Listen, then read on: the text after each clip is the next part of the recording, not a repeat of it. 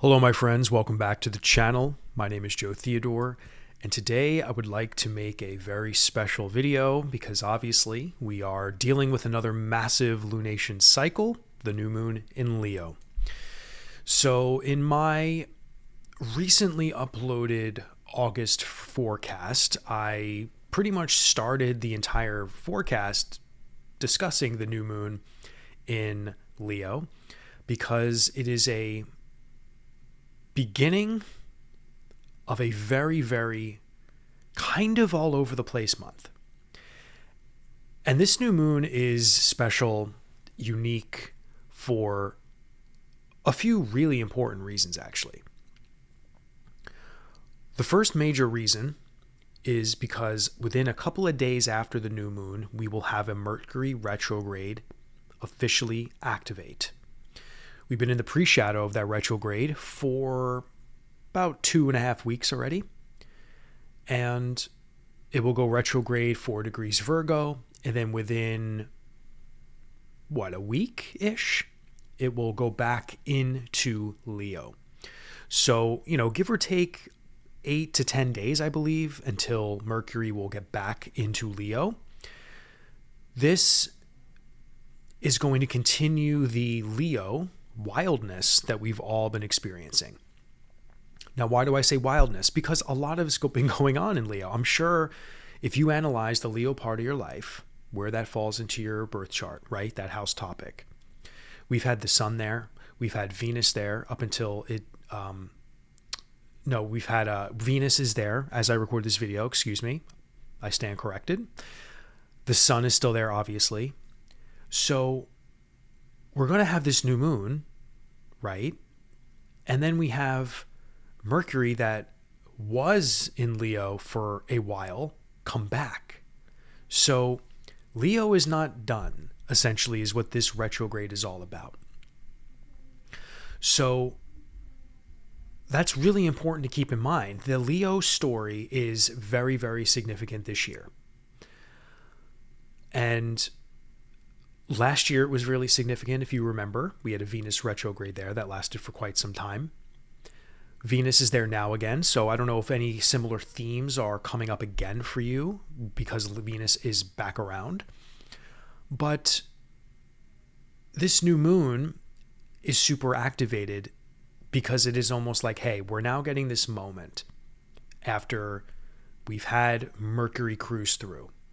We're still in this pre-shadow. It's a pre-shadow new moon. So that's also something. So I feel for a lot of us, we already have a feeling, okay, what is my retrograde story going to be? Like, what is slowing down in the Leo part of my life? And yes, I know there's some astrologers out there that are focusing like on the Virgo part of this retrograde, which is very true and accurate because we will have 4 degrees of Virgo get tracked over. But a majority of this retrograde happens in Leo, guys. Most of August, we're dealing with Leo. We're dealing with the heart of the sun still being in Leo.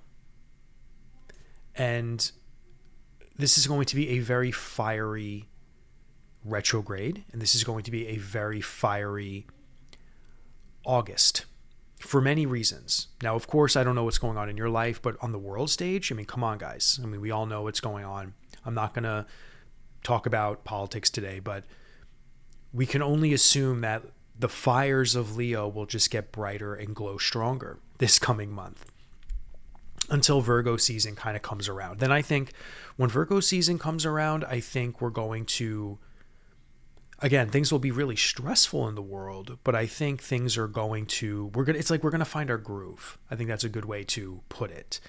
And Virgo season will come while we're still in a Mercury retrograde. Mercury will still be in Leo, but we're going to have a better handle on what's going on. Like, how do we handle what the retrograde actually brings us? But this new moon is important because it is in the heart of this retrograde story. And I think that is, this new moon really should be tied into the retrograde story, period, full stop. So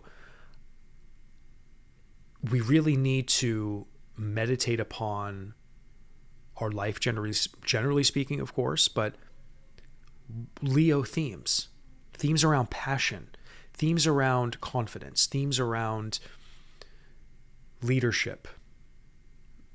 And I think each and every one of us can examine, especially the Leo part of your life, because the Leo part of your life is supposed to be potentially, I mean, I would argue always, if you're really, if your life is sort of holistically balanced to the best of its ability, the Leo part of your life should be expressing itself. You should feel confident and very empowered. There is a great word to use. You should maybe have fun there. Like, it should be a place of expression. And for some reason, I feel that is being questioned, challenged, delayed. We're starting to doubt potentially in certain areas of our life in the Leo area. But this retrograde story will be a big part of revealing maybe something that is being blocked and what do you need to do to solve the blocking problem. But this new moon activating right before we officially have this retrograde is important because we can have an opportunity to even get a head start on whatever the retrograde blocks, delays, issues will be. So, like I say all the time, and especially in my my mini course, Mapping the Soul, which again, if you're interested in anything that I do as far as like producing classes and stuff, I have a teaching portal. You can click down below if you want to book a reading with me, of course. I'm a horrible promoter, guys. So just anything you want to know, just go down below and explore, click around. And while I'm at it, if you're new, subscribe to the channel and please hit the like button, because I notice a lot of you don't participate in that. And that really helps the channel's growth, guys. So if you can, just hit that like button. But the new moon is essential for activating shamanic magic, as I like to say. And in my mini course, I talk about meditating with the planets. And this is really not some woo-woo thing. It's just when we have moments like new moons and full moons and retrogrades where things are really going to reveal themselves in a very physical way, where things are just unavoidable and they're here and now.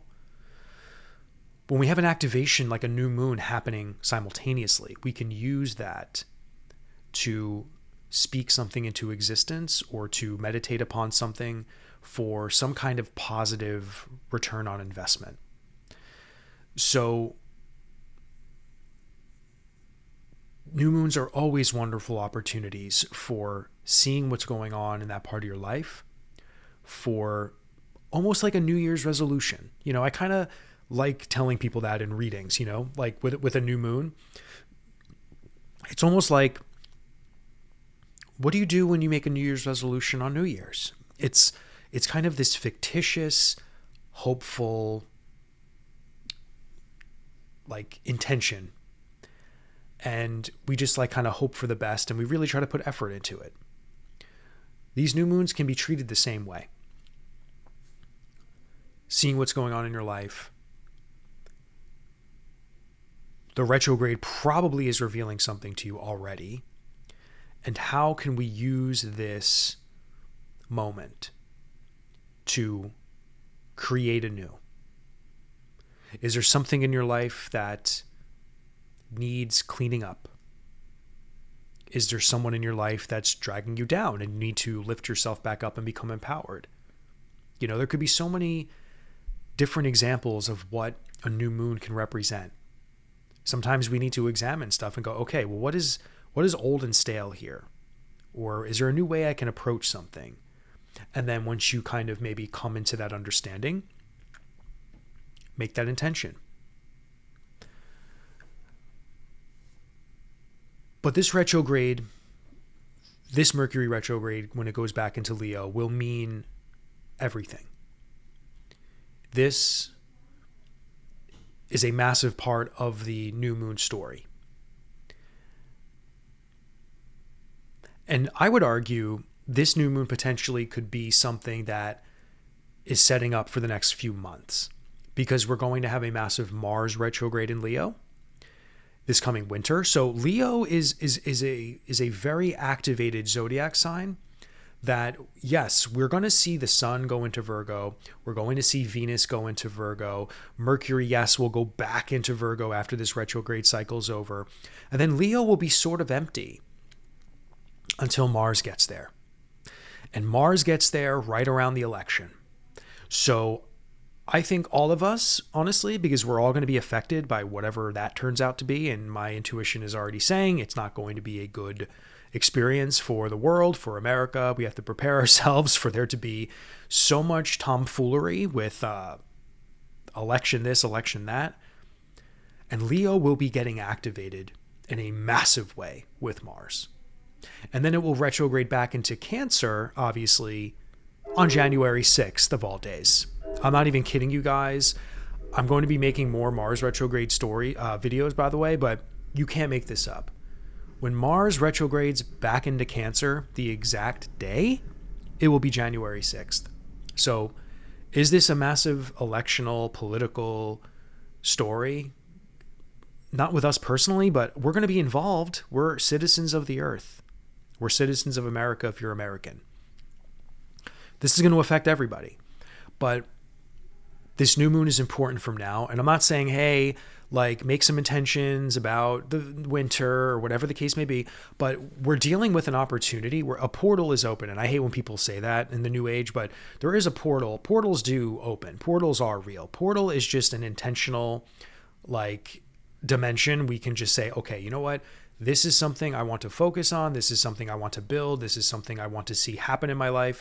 This is who I want to get rid of in my life, or this is the stuff I want to get rid of in my life so I could feel more empowered, so I could wear new shiny armor. And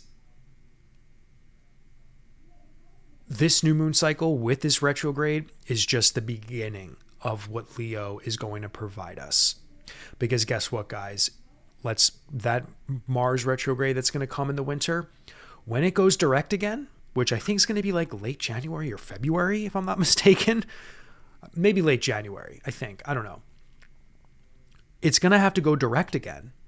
And then it's going to go direct through Cancer, then all the way back through Leo. Listen, all of the winter into the spring, we're dealing with Leo Mars energy. So think about this day that you're watching this video, where I'm talking to you about a new moon in Leo, while we just had Venus in Leo. Venus is still here supporting that, obviously, which is nice. But Mercury will be retrograding all of August. Leo has never been more activated, honestly. I mean, we thought Leo was activated last year with the Venus retrograde. That was nothing. Okay, so this is a moment where I'm saying, hey, if there's one moment to sit and pray with Master Leo, now is the time. And to really, really focus on the Leo part of your life, to really get it tidy and in order. To, yes, not obsess about the collective, because the collective Leo story will also affect us, but our Leo story is most important. So really figure out what that's all about. What your retrograde story is going to unfold for you in Leo throughout August. And what can you do this new moon, which is going to happen Sunday, right? So I might release this today, the day I'm recording this, which is Wednesday, July 31st. So we have time. You have a couple of days to really figure out and take inventory and examine your Leo part of your life. And if you don't know your birth chart, by the way, guys, I actually, on my website, I just put a new section where you can calculate your birth data. It's just a link. I kind of made this nice little page, and there's a link to a website that I love called astroseek.com. Many of you probably already know what that is. But if none of you know what your birth chart is, and you don't know what I'm talking about when I say what's the Leo part of your life, go to my website, click on birth chart calculator, go click the tab and get transferred over to the website. And all you have to do is just type in your birthday and some, the time and stuff like that. And you'll get your birth chart popped right up for you. But yeah, the Leo part of our life is the most important in this story. And we all should do our homework from now until Sunday to see what themes or issues, or maybe there's not even that much going on. Maybe you're not having that bad of a Leo time. I mean, I could say for myself, my Leo moment right now is pretty good. Like, I don't know what I'm really reviewing. I think, well, I know what my retrograde Leo story is all about, but it's nothing catastrophic. It's actually very helpful. I find Mercury retrogrades to be helpful more than half of the time. Or 75% of the time, I find them to be helpful because they help me solve a problem, right? And those problems that I need to solve are usually problems I want solved. And Mercury always kind of gives me a boost of clarity as well.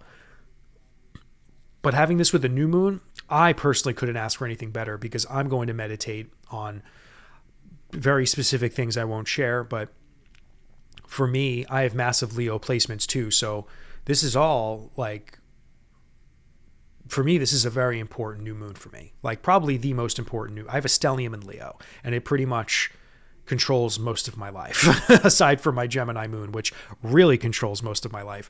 But, you know, my sun and pretty much all of my personal planets are in Leo.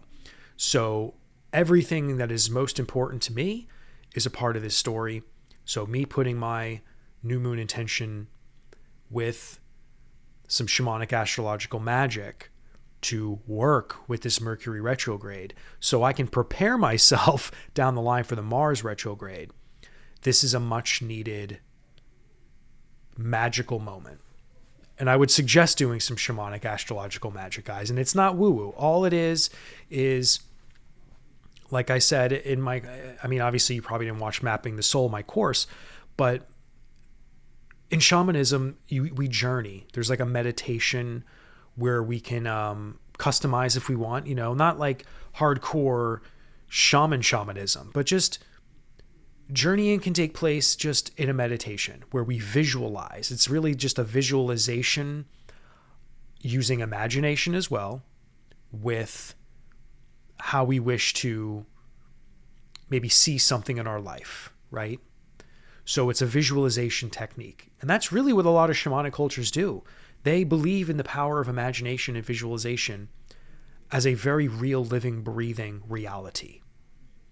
So usually I would say magical thinking is not good in your everyday life. Like, don't pretend things are okay when they're not. But when we deal with meditation and journeying and visualization, things that we want to see birth in our life, we must use visualization and shamanic astrological magic when we meditate with planets, transits specifically. So this new moon is an opening. This Mercury retrograde that's going to be happening majority in Leo is a massive part of this new moon story. So we could really get a head start before that occurs next week.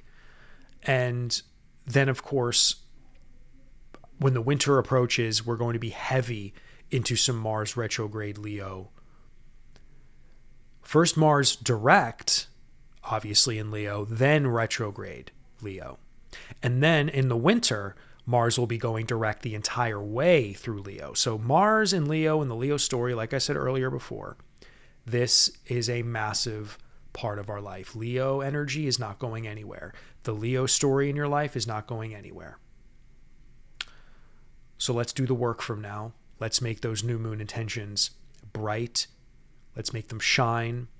And let's become empowered there. Confident and passionate. All right, my friends. Well, that's all I have for you today. I hope you enjoyed this video. Please like, comment, and subscribe once again.